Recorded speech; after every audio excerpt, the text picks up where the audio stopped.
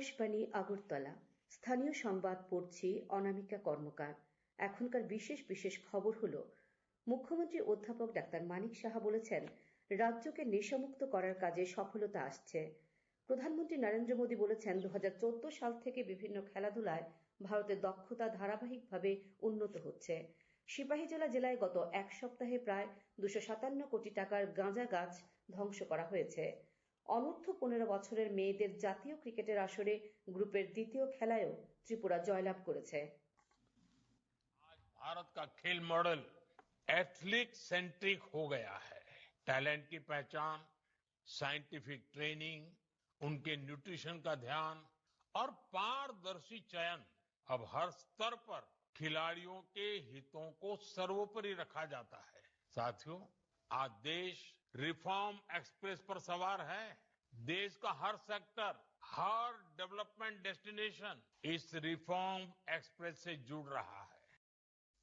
ক্রীড়া শাসন আইন এবং খেলো ভারত নীতি 2025-এর মতো ক্রীড়াক্ষেত্রে অনেক পরিবর্তন ও সংস্কার এনেছে।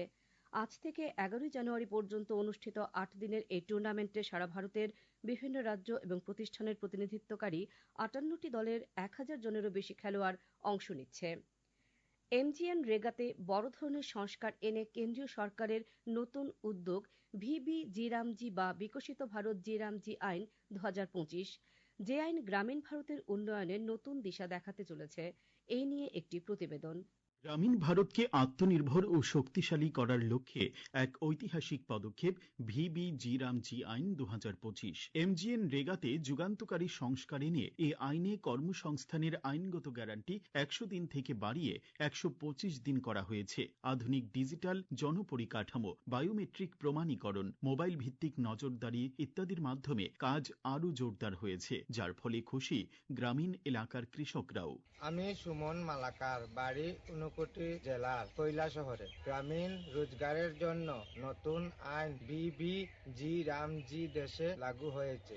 এই আইনে মানুষের আয় ও রোজগার বাড়বে। বছরে 100 দিনের কাজ থেকে 125 দিনের কাজের গ্যারান্টি দেওয়া হয়েছে। মজুরি দেওয়া হবে সপ্তাহে বা 15 দিনে। না দিলে ক্ষতিপূরণ দেবে সরকার। নতুন আইন চালু করায় ভারত সরকার ও প্রধানমন্ত্রীকে ধন্যবাদ জানাই। তাই বলা যায়, এই আইন গ্রামীণ মানুষের কর্মসংস্থান ও আয় সুরক্ষার একটি মাইল ফলক, যার ফলে প্রযুক্তি নির্ভর স্বচ্ছ ব্যবস্থার মাধ্যমে গ্রাম উন্নয়ন আরও গতিশীল ও ফলপ্রসূ হবে। ঊনকোটি জেলার প্রতিনিধি অনুপম ভট্টাচার্যের প্রতিবেদন, সংবাদ কক্ষ থেকে রাহুল লোধ, আকাশবাণী আগরতলা।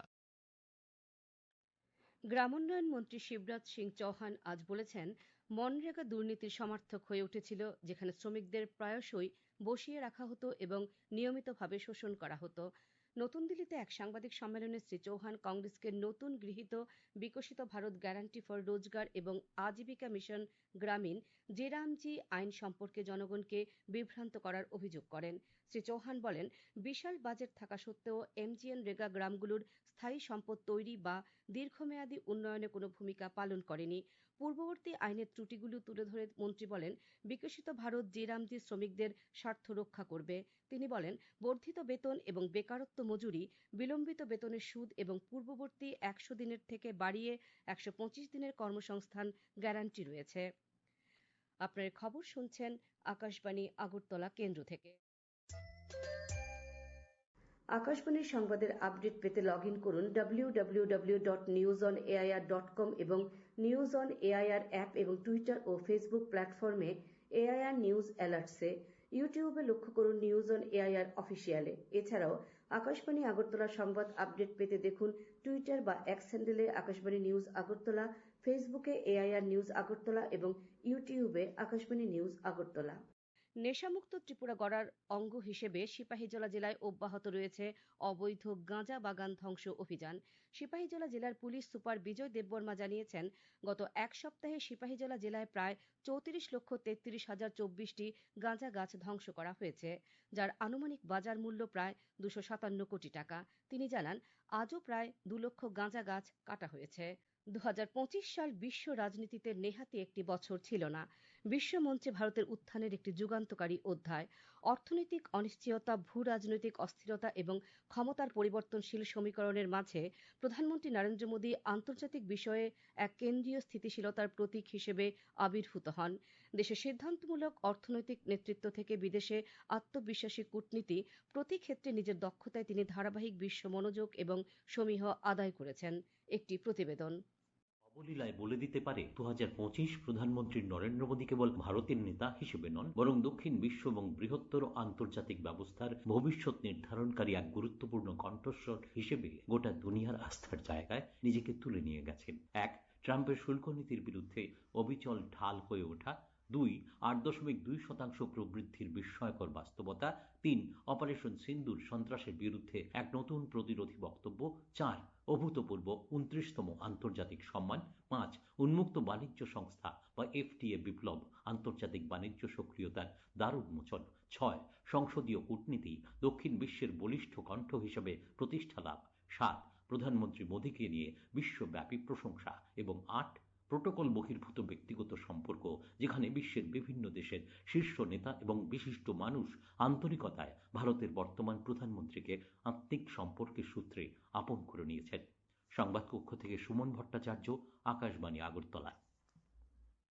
তেলিয়ামুড়ার 22ঘড়িয়ায় আজ ন্যায্য মূল্যের দোকানে ভোক্তাদের হাতে ডিজিটাল রেশন কার্ড তুলে দিলেন জনজাতি কল্যাণ মন্ত্রী বিকাশ দেববর্মা। তিনি বলেন, আধুনিক প্রযুক্তি নির্ভর ব্যবস্থার মাধ্যমে রেশন বন্টন প্রক্রিয়াকে আরও স্বচ্ছ, সহজ ও হয়রানিমুক্ত করার লক্ষ্যে এই উদ্যোগ গ্রহণ করেছে খাদ্য দপ্তর।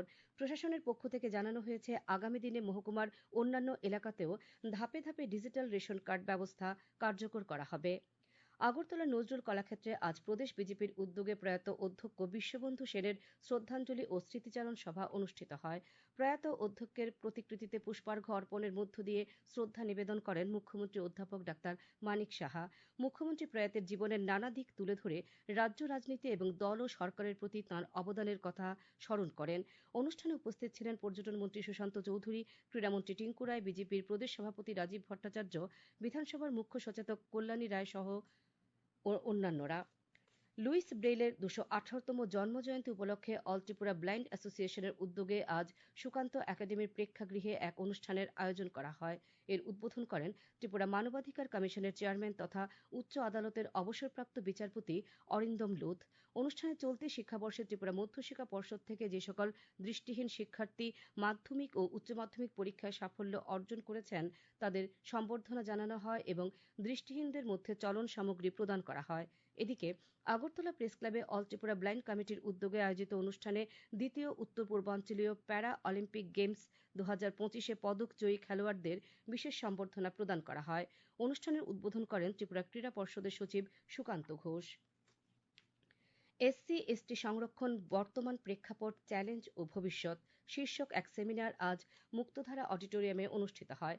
Tripura tribal officers welfare forum, all Tripura SC officers welfare society ও ত্রিপুরা ইঞ্জিনিয়ার্স সোসাইটির যৌথ উদ্যোগে আয়োজিত এই সেমিনারে উপস্থিত ছিলেন মৎস্যমন্ত্রী সুধাংশু দাস, বনমন্ত্রী অনিমেষ দেববর্মা, আগরতলা পৌর নিগমের কমিশনার DK চাকমা, মৎস্য দপ্তরের অধিকর্তা বিশ্বজিৎ দাস সহ অন্যান্যরা। বক্তারা রাজ্যে সংরক্ষণ চালু হওয়ার পর তার বাস্তবায়ন নিয়ে আলোচনা করেন। ত্রিপুরা আর্ট সোসাইটির উদ্যোগে এবং মোহনপুর পুর পরিষদের সহায়তায় আজ মোহনপুরে অঙ্কনের প্রতিযোগিতায় কৃতীদের পুরস্কার ও স্কলারশিপ প্রদান এবং সম্বর্ধনা জ্ঞাপন করা হয়। অনুষ্ঠানে প্রধান অতিথি হিসেবে উপস্থিত ছিলেন বিদ্যুৎ মন্ত্রী রতনলাল নাথ। সরকার একটি ভিডিওকে মিথ্যা বলে উড়িয়ে দিয়েছে, যেখানে দাবি করা হয়েছে যে প্রধানমন্ত্রী নরেন্দ্র মোদী সোনা, মোবাইল ফোন, 2 চাকার এবং 4 চাকার গাড়ির মতো বিনামূল্যের উপহার ঘোষণা করেছেন। প্রেস ইনফরমেশন ব্যুরোর ফ্যাক্ট চেক ইউনিট জানিয়েছে যে প্রধানমন্ত্রী এমন কোনো ঘোষণা করেননি। সরকার নাগরিকদের এই ধরনের ভুল তথ্য থেকে সতর্ক থাকার এবং বিশ্বাস করার আগে তথ্য যাচাইয়ের আহ্বান জানিয়েছে। প্রদেশ কংগ্রেস ভবনে আজ প্রাক্তন মুখ্যমন্ত্রী সুধীর রঞ্জন মজুমদারের মৃত্যুবার্ষিকী পালন করা হয়। প্রয়াতের প্রতিকৃতিতে পুষ্পার্ঘ্য অর্পণ করে প্রদেশ কংগ্রেস সভাপতি আশিস কুমার সাহা। উপস্থিত ছিলেন প্রদেশ কংগ্রেস সহসভাপতি শান্তিরঞ্জন দেবনাথ ও প্রবীর চক্রবর্তী সহ অন্যান্যরা। রাজ্য জুড়ে জাঁকিয়ে শীত পড়েছে। আগরতলায় আজ ভোরে সর্বনিম্ন তাপমাত্রা নেমে দাঁড়ায় 8.5 ডিগ্রি সেলসিয়াস, যা ছিল স্বাভাবিকের চাইতে 3.1 ডিগ্রি সেলসিয়াস কম। দিনের সর্বোচ্চ তাপমাত্রা ছিল 22 ডিগ্রি সেলসিয়াস। আবহাওয়া দপ্তর থেকে জানানো হয়, চলতি শীত মরশুমে এখন পর্যন্ত আজই সর্বনিম্ন তাপমাত্রা রেকর্ড করা গেছে। আকাশ কিছুটা পরিষ্কার হয়, তাপমাত্রা কমেছে বলে জানানো হয়েছে। আগামীকাল সকালের দিকে দিনের সর্বোচ্চ তাপমাত্রা কমে দাঁড়াতে পারে 19 ডিগ্রি সেলসিয়াসের কাছাকাছি। আগামীকাল পশ্চিম জেলা, খোয়াই, সিপাহীজলা জেলা, গোমতী ও দক্ষিণ জেলার বেশ কিছু স্থানে ঘন কুয়াশা পড়তে পারে বলে আবহাওয়া দপ্তরের পূর্বাভাসে উল্লেখ করা হয়েছে।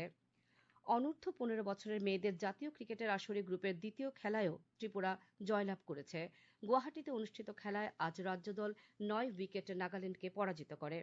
শেষ করার আগে বিশেষ খবর আরেকবার। মুখ্যমন্ত্রী অধ্যাপক ডাক্তার মানিক সাহা বলেছেন, রাজ্যকে নেশামুক্ত করার কাজে সফলতা আসছে। প্রধানমন্ত্রী নরেন্দ্র মোদী বলেছেন, 2014 সাল থেকে বিভিন্ন খেলাধুলায় ভারতের দক্ষতা ধারাবাহিকভাবে উন্নত হচ্ছে। সিপাহীজলা জেলায় গত এক সপ্তাহে প্রায় 257 কোটি টাকার গাঁজা গাছ ধ্বংস করা হয়েছে। অনূর্ধ্ব 15 বছরের মেয়েদের জাতীয় ক্রিকেটের আসরে গ্রুপের দ্বিতীয় খেলায়ও ত্রিপুরা জয়লাভ করেছে। পরবর্তী বাংলা স্থানীয় সংবাদ প্রচারিত হবে